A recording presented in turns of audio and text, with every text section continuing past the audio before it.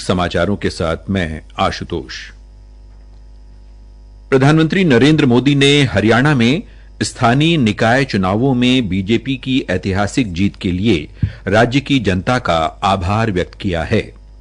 Social media post पर मोदी ने कहा कि ये जीत राज्य में नायब सिंह सैनी के नेतृत्व वाली सरकार के विकास कार्यों में लोगों के अटूट विश्वास की अभिव्यक्ति है। श्री मोदी ने राज्य के लोगों को आश्वासन दिया कि सरकार आशाओं और आकांक्षाओं को पूरा करने में कोई कसर नहीं छोड़ेगी। हरियाणा के मुख्यमंत्री नायब सिंह सैनी ने कहा है कि हरियाणा प्रदेश में अगर कहीं भी किसी भी गांव की शामला देह भूमि वक्फ बोर्ड के नाम की गई है तो उसकी पूरी जांच करवाई जाएगी। कल सदन में ये घोषणा करते हुए उन्होंने कहा, माननीय अध्यक्ष जी, आज मैं इस महान सदन के अंदर एक और घोषणा करता हूं कि समस्त हरियाणा में हम जांच कराएंगे कि कहीं भी किसी भी गांव की श्यामलात दे जमीन को भूमि को कहीं वक्फ बोर्ड के नाम और तो नहीं कहीं कर दिया, इसकी भी पूरी जांच कराएंगे पूरे हरियाणा प्रदेश की।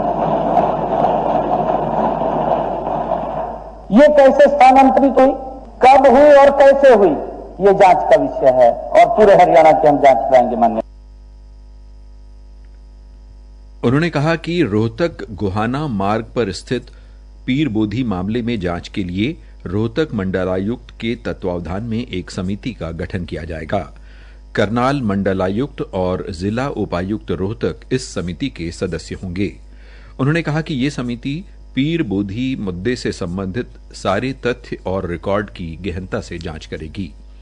मुख्यमंत्री ने कहा कि पीर बोधी मामले में अब तक की जांच में जो तथ्य सामने आए हैं, इसमें खुलासा हुआ कि 1967-68 में ये भूमि शामला देह भूमि थी। वर्ष 1990 में ये भूमि भारत सरकार द्वारा पंजाब वक्फ बोर्ड के नाम अधिसूचित कर दी गई। तत्पश्चात ये भूमि कब्रिस्तान के रूप में दर्ज की गई। मुख्यमंत्री ने कहा कि शामला देह भूमि को वक्फ बोर्ड को कैसे स्थानांतरित किया गया, ये बड़ा गंभीर विषय है। इसके पीछे कौन सी ताकतें थीं और कौन से लोग थे, उन्होंने कैसे इसको वक्फ बोर्ड के नाम कर दिया। श्री नायब सिंह सैनी ने कहा कि प्रदेश सरकार जोहड़ तालाब और जलाशय के संरक्षण के लिए संकल्पबद्ध है।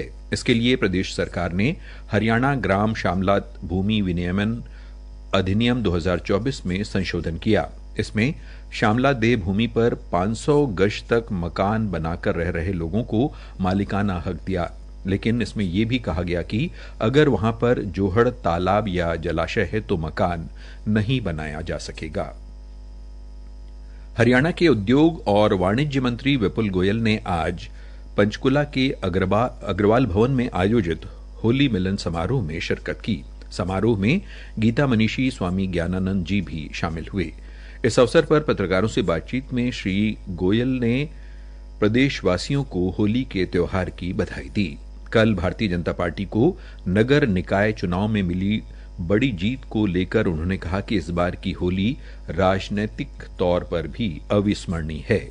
आज सबसे पहले तो मैं होली के उत्सव में यहाँ पर पंचकुला में आया हूँ, तो मैं होली की बहुत बहुत शुभकामनाएं आपके माध्यम से पूरे प्रदेशवासियों को देना चाहूंगा और उनका हृदय से धन्यवाद करना चाहूंगा। इस होली को पॉलिटिकल रूप में भी एक पूर्ण और अभूतपूर्व होली बनाने का काम किया जब से हरियाणा लगभग 7 सालों से बना है। आज कांग्रेस का खाता भी नहीं खुला, चाहे नगर निगम हो चाहे अन्य निकाय हो, किसी भी चेयरमैन को, और 95% से ज्यादा जो पार्षद हैं वो भी भारतीय जनता पार्टी के चुनकर आए। उन्होंने बीजेपी के उम्मीदवारों को चुनने के लिए जनता का आभार जताया। अखिल भारतीय कांग्रेस समिति की महासचिव और लोकसभा सांसद कुमारी शैलजा ने सिरसा में 2 अवरगामी पुल व 1 ऊपरगामी पुल बनाने की मांग की है। उन्होंने कहा कि आबादी में स्थित सभी रेलवे क्रॉसिंग पर पुल बनाए जाने की जरूरत है, क्योंकि सिरसा शहर में रेलवे फाटक बंद होने पर ट्रैफिक समस्या बढ़ जाती है। कुमारी शैलजा ने कहा कि शहर में दिन भर लग रहे जाम से निजात दिलाने के लिए कोर्ट रोड स्थित रेलवे फाटक व कंगनपुर रोड स्थित रेलवे फाटक पर अवरगामी पुल व चतरगढ़ी पट्टी रेलवे फाटक पर ऊपरगामी पुल बनाए जाने की सख्त जरूरत है।